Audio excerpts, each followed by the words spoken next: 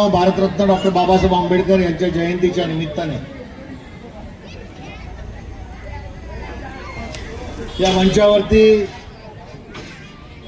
लखन पाईकराव आणि त्यांच्या सर्व सहकार्याने या भागामध्ये कामा इस्टेट येथे हा कार्यक्रमाचं आयोजन केलं। या सगळ्या परिसरामध्ये काल मोठी मिरवणूक निघाली होती आणि मुंबईमध्ये आणि या विभागामध्ये जिथे जिथे म्हणून मिरवणुका निघाल्या, अगदी कांडवलीच्या लोखंडवालापासून जोगेश्वरीच्या बैरामबाग पर्यंत त्या सगळ्या मिरवणुकांमध्ये मी सहभागी झालो। त्यामुळे काल जो उत्साह मी बघितला, तरुणाईचा एक प्रचंड असा सागर उसळला होता। ही खऱ्या अर्थाने डॉक्टर बाबासाहेब आंबेडकरांच्या विचारांची ताकद आहे आणि तीच देश घडवायला पुढे उपयोगी पडतात। भारतरत्न डॉक्टर बाबासाहेब आंबेडकरांनी आपल्याला फार मोठा संदेश संपूर्ण मानव जातीला दिला की शिका, संघटित व्हा, संघर्ष करा। पण या संदेशाबरोबर या देशाला एक फार मोठी देणगी डॉक्टर बाबासाहेब आंबेडकर यांच्यामुळे मिळाली, ती म्हणजे भारताची राज्यघटना। त्या राज्यघटनेनं आपल्याला माणूस म्हणून जगायला शिवाजी महाराजांचा, ज्योतिबा फुलेंचा। ही राज्यघटना आपल्याला प्रत्येक माणसाने काय खावं, काय करावं, काय बोलावं, काय करू नये, त्याला कोणता अधिकार आहे, त्याचा मानवी हक्क काय आहे, हे सगळं घटनेने एक फार मोठा अधिकार सर्वसामान्य माणसाला दिला। त्यामुळे देशातील सर्वसामान्य नागरिक, दीन, दलित, शोषित, पीडित, याला खऱ्या अर्थाने आधार जर कोणाचा असेल तर डॉक्टर बाबासाहेब आंबेडकरांची घटना निर्माण केली। त्या घटनेने जो कायदा तयार झाला, त्या कायद्याचा आणि म्हणून आता समाज संघटित होतोय, शिक्षित होतोय, नवीन विचार घेऊन, नवीन तंत्रज्ञान घेऊन देश विकसित होतोय। पण डॉक्टर बाबासाहेब आंबेडकरांनी दिलेला संदेश, याची आठवण आपल्याला सगळ्यांना करणं आणि आपल्या सगळ्यांमध्ये डॉक्टर बाबासाहेब आंबेडकरांच्या रूपाने एक विचार जे डॉक्टर बाबासाहेब आंबेडकरांनी त्यावेळेला दिला होता, तो आजही पुढच्या पिढीला सांगणं गरजेचं आहे। तो विचार असा आहे की तरुणाने व्यसनापासून लांब राहा। हा समाज जर आपण बघितलं तर ड्रग्स, अप्पू, चरस, गांजा, चावचाव, म्याव अशासारखे अंमली पदार्थ राजरोसने विकले जात आहेत। तरुण पिढी बर्बाद होते।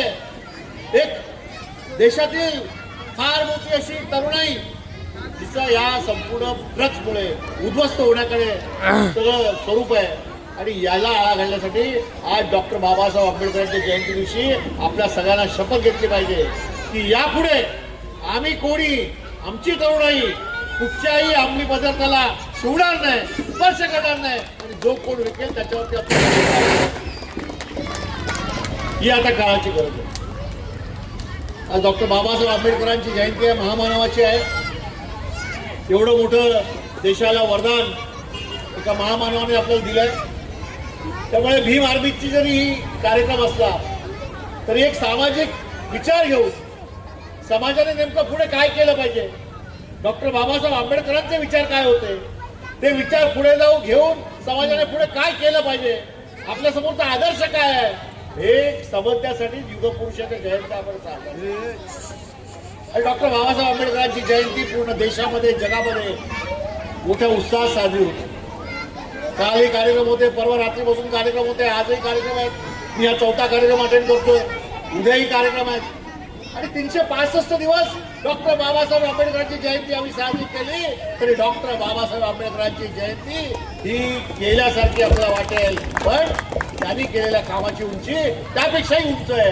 आणि म्हणून आपल्यासाठी डॉक्टर बाबासाहेब आंबेडकर यांना आपण थोर पुरुष, युगकर्ते आणि आपण दैवत मानतो। म्हणून बांधवांनो, भगिनींनो, हा विचार करून आपल्याला पुढे जायचंय।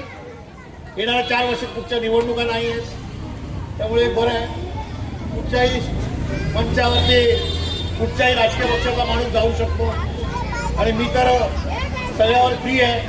त्यामुळे कुठच्याही राजकीय मंचाच्या व्यासपीठावर जातो, सगळेच माझे मित्र आहेत, सगळ्यांना मी मिठ्या मारतो, सगळ्यांचीच मी कामं करतो, सगळेच मला मित्र म्हणतात. आणि त्यामुळे मैत्रित्वाची भावना जी आहे ती देखील डॉक्टर बाबासाहेब आंबेडकरांच्या विचारातून आपल्याला मिळाली. आणि म्हणून मला असं वाटतं की आपण आपलं जे प्रेम आहे, आपल्याला ज्या पद्धतीने समाज घडवायचा आहे, समाजाच्या या सगळ्या विकासासाठी आपण ज्या एकत्र राहून त्या विकासाचं काम करतोय, म्हणून आपण सगळ्यांनी एकत्र राहणं गरजेचं आहे. आता गणपतराव होळी आलेत या संपूर्ण महाराष्ट्रामध्ये.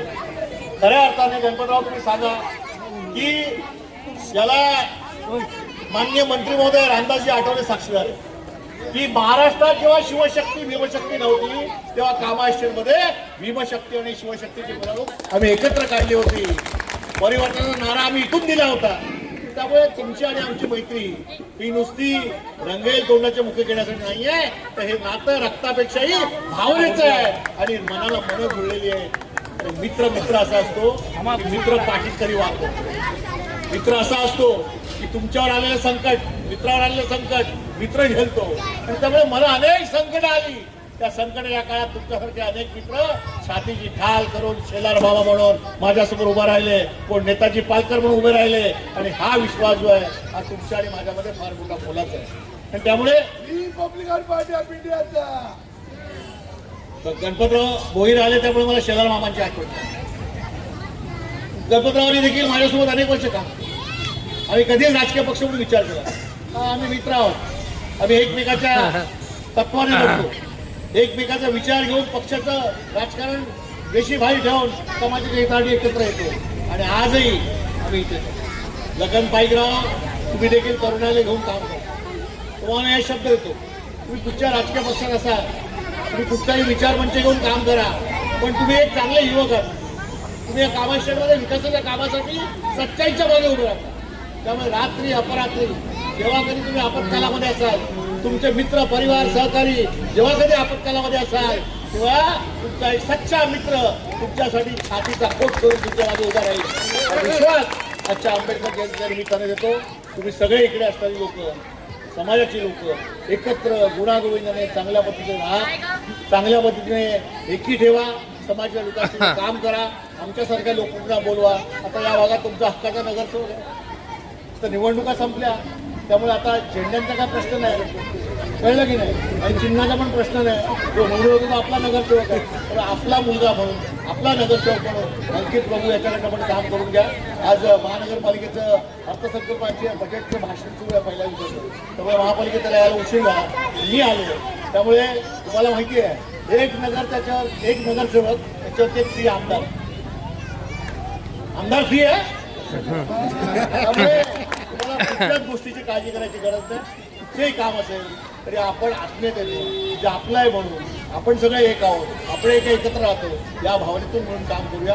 मी जास्त वेळ बोलणार नाही, अजून एक दोन गाणी झाली पाहिजे, लोक त्यासाठी बसते. नाही तर म्हणजे सुनील प्रभू आल्याने इकडे भाषण देत आहेत, आम्ही गाणी ऐकत बसतोय. पण पाठवून जर मनातून त्यांचे चेहरे आता हसत आहेत, अजून मी 5 मिनिटं बोललो की त्यांचे चेहरे बघण्यासारखे होणार आहे. तुमच्यामध्ये आणि कार्यक्रमामध्ये अंतर जर राहिलं असेल तर तुमची क्षमा मागतो आणि इथेच थांबतो. धन्यवाद. जय हिंद, जय महाराष्ट्र.